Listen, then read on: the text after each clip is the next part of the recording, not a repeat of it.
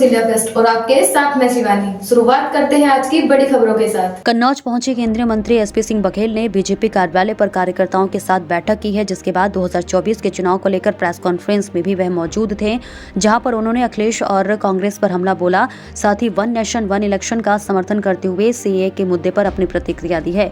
One nation one election पर SP Singh Baghel ने कहा कि प्रधानमंत्री जी की सोच का स्वागत करिए। वन नेशन वन इलेक्शन से आचार संहिता से छुटकारा मिलेगा और एक बार इलेक्शन होने से एक बार चुनाव और विकास कार्य में लग जाओ। सीए को लेकर बोले केंद्रीय मंत्री, मुसलमान वोटों के तुष्टीकरण के लिए सेक्युलर पार्टी भारत की एकता अखंडता को तोड़ने का काम कर रहे हैं। अपने पुरखों को सम्मान देने का काम किया। मैं प्रधानमंत्री का धन्यवाद देना चाहता हूं। देखिए कन्नौज से शिवम सैनी की खास रिपोर्ट। रामनाथ कोविंद जी की जांच समिति में अध्यक्षता की बनी समिति में एक रिपोर्ट सौंपी गई है वन नेशन वन इलेक्शन को लेकर, इस पर क्या कहेंगे? मैं इसमें ये कहना चाहूँगी कि प्रधानमंत्री जी की सोच का स्वागत करिएगा कि one nation one ration card हो गया है। अब आपका बच्चा अगर कोई राशन कार्ड सूरत में है या बड़ौदा में है या नोएडा में है तो अनाज लिफ्ट कर सकता है। तो one nation one ration, one nation one grid, one nation one Ayushman card, तो वन नेशन वन इलेक्शन भी अच्छी बात है। क्योंकि जब देखो आचार संहिता, अब हमारे ऊपर गर्दा, आज मैं यहाँ आया हूँ, अब मैं सोचा था आचार संहिता से पहले केंद्र की योजनाएं या राज्य की योजनाएं या मेरी सांसद निधि या विधायक निधि या नगर निगम या एडीए की भूमि पूजन करें अथवा लोकार्पण करें। अब आचार संहिता कभी लोकसभा के, कभी राज्यसभा के, कभी विधानसभा के, कभी विधान परिषद के, कभी भूमि विकास के, कभी कोऑपरेटिव बैंक के, कभी नगर पंचायत के, कभी नगर पालिका परिषद के, कभी नगर निगम के, कभी जिला पंचायत के, कभी जिला बीडीसी के प्रधान के, जिला पंचायत सदस्य के चुनाव ही होते रहते हैं। इसलिए एक बार इलेक्शन को पार करो और 5 साल फिर विकास में लग जाओ। तो मैं तो इसका प्रबल समर्थक हूँ। और वन नेशन वन के चक्कर में वन नेशन वन ग्रिड हो गई है, one nation one ration card हो गया है, one nation one Ayushman card हो गया, वन नेशन वन टैक्सेशन हो गया है, जीएसटी। इसलिए वन नेशन वन इलेक्शन भी हो जाए तो अच्छा है। सीएए को लेकर केंद्रीय गृह मंत्री ने स्पष्ट कहा कि यह कानून नागरिकता छीनने वाला नहीं है, देने वाला है, लेकिन फिर भी कुछ लोग कह रहे हैं कि इससे मुसलमानों को खतरा है। मुसलमान वोटों की तुष्टीकरण के लिए सो कॉल सेकुलर पार्टियां उनका ध्रुवीकरण और तुष्टीकरण करने के लिए केवल इस प्रकार के बयान दे करके उनको खुश कर रहे हैं। ऐसा खुश करके वो भारत की एकता अखंडता भाईचारा और सद्भाव को तोड़ने का काम कर रहे हैं। हमने अपने पुरखों को, जो पाकिस्तान, बांग्लादेश और अफगानिस्तान में हमारी 6 माइनॉरिटी थी, उनको सम्मान देने का काम किया। मैं बहुत बहुत प्रधानमंत्री और गृह मंत्री का धन्यवाद देना चाहूँगा। रामनाथ कोविंद जी की जांच समिति में अध्यक्षता की बनी समिति में एक रिपोर्ट सौंपी गई है वन नेशन वन इलेक्शन को लेकर, इस पर क्या कहेंगे? मैं इसमें ये कहना चाहूँगी कि प्रधानमंत्री जी की सोच का स्वागत करिएगा कि one nation one ration card हो गया है। अब आपका बच्चा अगर कोई राशन कार्ड सूरत में है या बड़ौदा में है या नोएडा में है तो अनाज लिफ्ट कर सकता है। तो one nation one ration, one nation one grid, one nation one Ayushman card, तो वन नेशन वन इलेक्शन भी अच्छी बात है। क्योंकि जब देखो आचार संहिता, अब हमारे ऊपर गर्दा, आज मैं यहाँ आया हूँ, अब मैं सोचा था आचार संहिता से पहले केंद्र की योजनाएं या राज्य की योजनाएं या मेरी सांसद निधि या विधायक निधि या नगर निगम या एडीए की भूमि पूजन करें अथवा लोकार्पण करें। अब आचार संहिता कभी लोकसभा के, कभी राज्यसभा के, कभी विधानसभा के, कभी विधान परिषद के, कभी भूमि विकास के, कभी कोऑपरेटिव बैंक के, कभी नगर पंचायत के, कभी नगर पालिका परिषद के, कभी नगर निगम के, कभी जिला पंचायत के, कभी जिला बीडीसी के प्रधान के, जिला पंचायत सदस्य के चुनाव ही होते रहते हैं। इसलिए एक बार इलेक्शन को पार करो और 5 साल फिर विकास में लग जाओ। तो मैं तो इसका प्रबल समर्थक हूँ। और वन नेशन वन के चक्कर में वन नेशन वन ग्रिड हो गई है, one nation one ration card हो गया है, one nation one Ayushman card हो गया, वन नेशन वन टैक्सेशन हो गया है, जीएसटी। इसलिए वन नेशन वन इलेक्शन भी हो जाए तो अच्छा है। सीएए को लेकर केंद्रीय गृह मंत्री ने स्पष्ट कहा कि यह कानून नागरिकता छीनने वाला नहीं है, देने वाला है, लेकिन फिर भी कुछ लोग कह रहे हैं कि इससे मुसलमानों को खतरा है। मुसलमान वोटों की तुष्टीकरण के लिए सो कॉल सेकुलर पार्टियां उनका ध्रुवीकरण और तुष्टीकरण करने के लिए केवल इस प्रकार के बयान दे करके उनको खुश कर रहे हैं। ऐसा खुश करके वो भारत की एकता अखंडता भाईचारा और सद्भाव को तोड़ने का काम कर रहे हैं। हमने अपने पुरखों को, जो पाकिस्तान, बांग्लादेश और अफगानिस्तान में हमारी 6 माइनॉरिटी थी, उनको सम्मान देने का काम किया। मैं बहुत बहुत प्रधानमंत्री और गृह मंत्री का धन्यवाद देना चाहूँगा। ट्विटर पुत्र वो इसलिए कहा कि मुलायम सिंह यादव आंदोलन के पर्यायवाची थे। जहाँ कहीं भी कोई घटना होती थी तो वो दौरा करते थे। अखिलेश यादव केवल घर में बैठ के ट्वीट कर देते हैं। और उस ट्वीट पर आप लोग अपने अपनी चैनल लेकर के हम लोगों से उत्तर पूछते हैं। सर इस बीच 24 में चुनाव को लेकर तेपाई और गांधी परिवार की सीटों पर लड़ने वालों के लिए क्या रणनीति तय की गई है? रणनीति, जो फौजें शांति काल में पसीना बहा लेती हैं उन्हें युद्ध के काल में खून बहाने की आवश्यकता नहीं पड़ती है।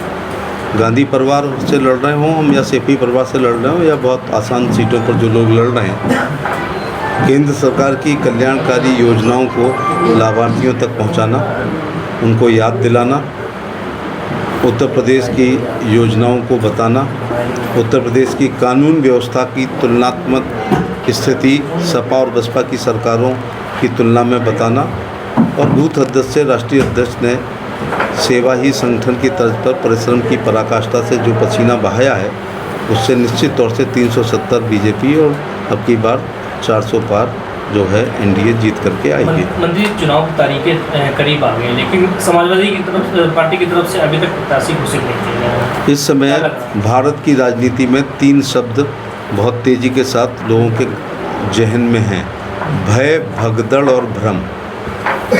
तो जो लोग प्रधानमंत्री बनने के सपने देख रहे थे, 6 महीने पहले विभिन्न सूबों के मुख्यमंत्रियों को बुके दे रहे थे, ऐसे तमाम लोग जो है एनडीए में शामिल हो गए हैं और एक सज्जन तो वहीं पर तेलंगाना में ही निपट गए हैं जो प्रधानमंत्री का सपना। ऐसे लोग प्रधानमंत्री का सपना मोदी जी की तुलना में देख रहे थे जिनके चुनाव चिन्ह को देश की जनता नहीं जानती है। दूसरी बात यह है कि नेवी की जहाज़ की एक परंपरा है, कानून नहीं है कि ये जहाज़ डूबता है तो कप्तान भागता नहीं है। पंडित मुल्ला इसी परंपरा को निभाने के लिए खुखरी से कूदे नहीं और जल समाधि ले ली, लेकिन राजनीतिक जहाज़ों के कप्तान लोग आजकल भाग रहे हैं और एनडीए में शामिल हो रहे हैं। ये मोदी जी की लोकप्रियता की निशानी है। दूसरा, इंडी जो है, चचा चाणक्य ने बहुत साल पहले कहा था कि यदि कोई राजा बहुत लोकप्रिय होगा जैसे नरेंद्र मोदी जी हैं, तो हमारे दुश्मन का दुश्मन हमारा दोस्त के सिद्धांत पर दुर्लभ संधि और दुर्लभ गठबंधन हुआ करेंगे।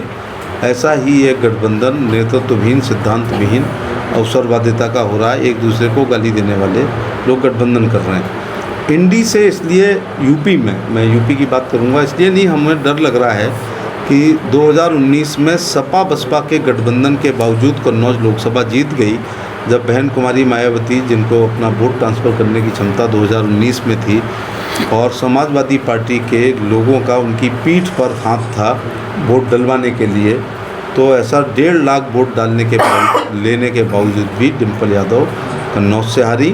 2.25 लाख वोट आसपास फिरोजाबाद में बीएसपी से लेने के बाद अक्षय यादव हारे, और 1.5-2 लाख वोट बदायूं में धर्मेंद्र यादव बसपा से लेने के बाद अपना चुनाव हारे।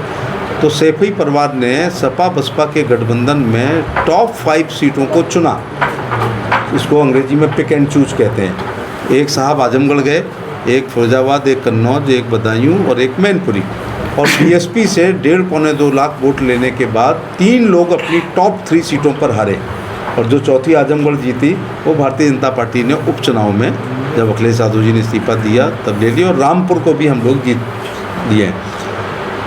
मैनपुरी सीट अजय रही है अभी तक, लेकिन 94,000 से आदरणीय स्वर्गीय मुलायम सिंह यादव जी तब जीते जब बसपा ने उन्हें मिनिमम 1 लाख दिया होगा, तो वो 94,000 से जीते। अब एक तो बीएसपी का गठबंधन नहीं है उनके साथ, दूसरा सपा के पास मुलायम सिंह यादव जैसा कद्दावर नेता मैनपुरी के लिए नहीं है, और हो सकता है भारतीय जनता पार्टी पिछले प्रत्याशी से कुछ 21 प्रत्याशी दे दे, तो हम मैनपुरी को जीतने का भी पूरा प्रयास करेंगे। क्या मानते हो मुलायम सिंह की राजनीति और इस राजनीति में जमीन और आसमान का जितना अंतर है उतना अंतर। एक फ़र्क ये रहता था कि मुलायम सिंह यादव जी अपने कार्यकर्ताओं के लिए पूरे डिवोटी थे, वो आंदोलन के जनक थे, धरना रैली प्रदर्शन से निकल कर के आए थे, ये सुविधा भोगी है। वो धरती पुत्र थे, ये ट्विटर पुत्र हैं, तो ये बड़ी घटना होती है तो ट्वीट करते हैं, केवल मौके पे नहीं जाते हैं। लोहिया जी ने कहा था कि चर्चा पर्चा खर्चा राजनीति में रहना चाहिए, तो 2022 के चुनाव से 5 महीने पहले निकले थे, 4.5 साल तक आराम कर रहे थे। तो ना चर्चा में रहते हैं ट्विटर से, पर्चा बांटते नहीं है कि इस तारीख को इतने बजे एक सम्मेलन होगा, और जब रैली नहीं होती है तो खर्चा भी नहीं होता है। सवाल बन रही है। ऐसा नहीं है, बहन कुमारी मायावती जी स्वतंत्र हैं, अपनी पार्टी के हेड हैं, वो जो निर्णय लेती हैं वो उनका अपना निर्णय है। हम लोग मिल के हो लड़ते तो फिर वो गठबंधन ना कर लेती हैं हमसे। तो कहने का मतलब है कि अतीक अहमद एक बार लड़े थे और काफ़ी वो डम्पी अकबर अहमद डम्पी, मैं भी उस बार MP था जब वो यहाँ लड़े थे, बाद में वो आजमगढ़ से जीते भी थे।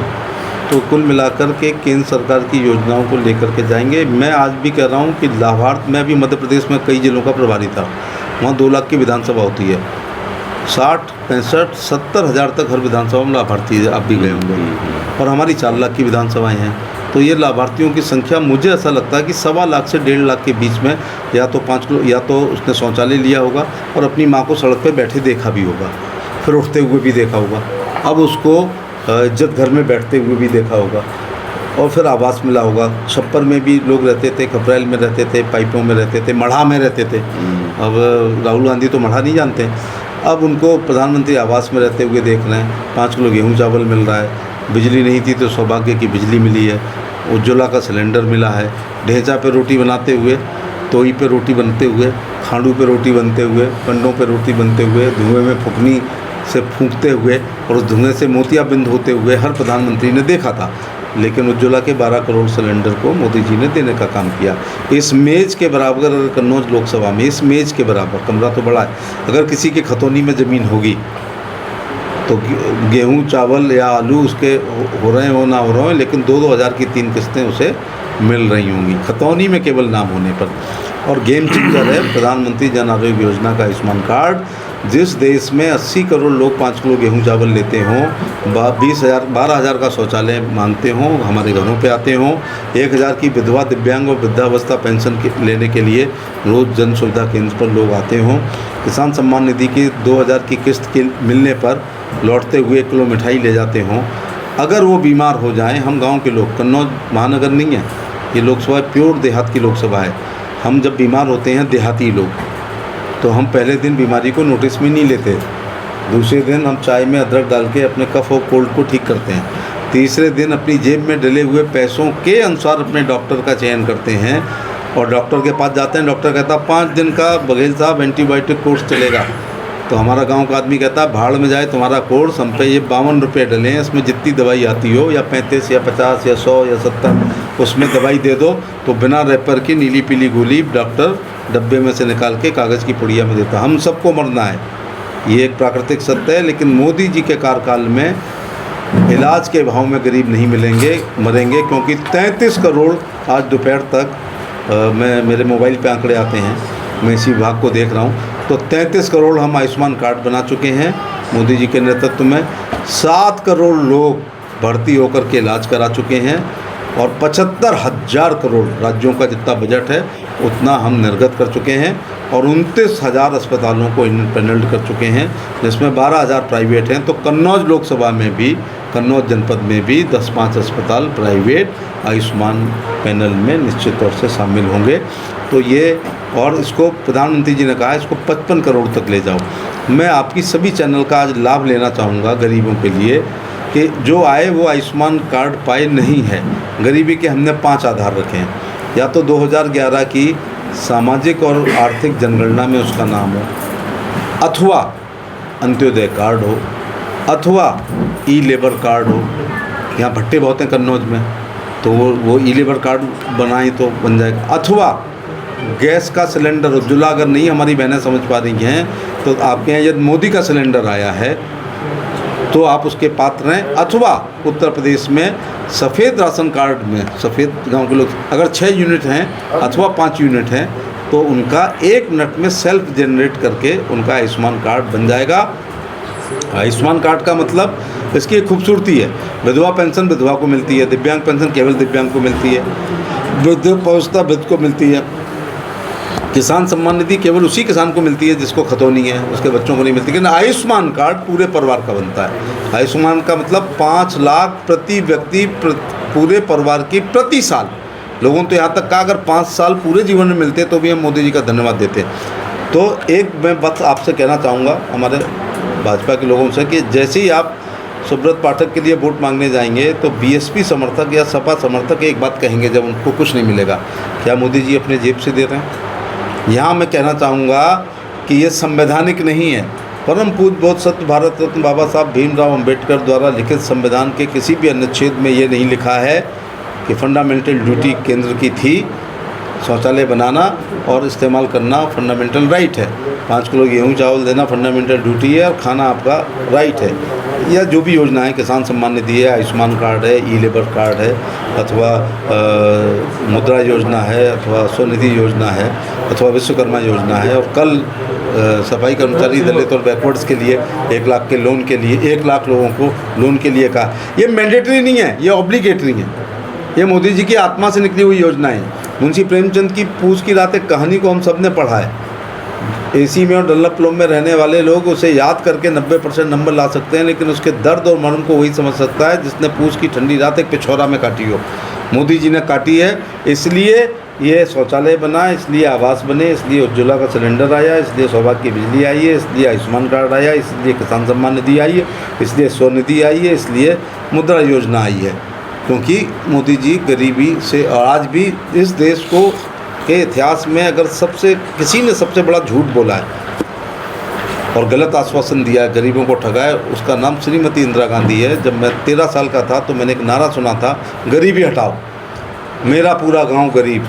गांव के लोगों ने ठंड में तापते हुए घाने पे एक पंचायत करी कि यार केवल गाय बछड़ा पे मोहर लगा देंगे तो गांव की गरीबी गरीबों की दूर हो जाएगी। अगर गरीबी दूर हो गई थी तो ये 80 करोड़ हमें विरासत में मोदी जी को कौन मिले हैं जो 5 किलो गेहूँ चावल ले रहे हैं, मात्र 12,000 का शौचालय ले रहे हैं, 2.5 लाख। तो आपने देखा क्या कुछ था खबरों में। बाकी तमाम खबरों के लिए आप जुड़े रहिए मेरे साथ। न्यूज़ इंडिया फर्स्ट पर शुक्रिया।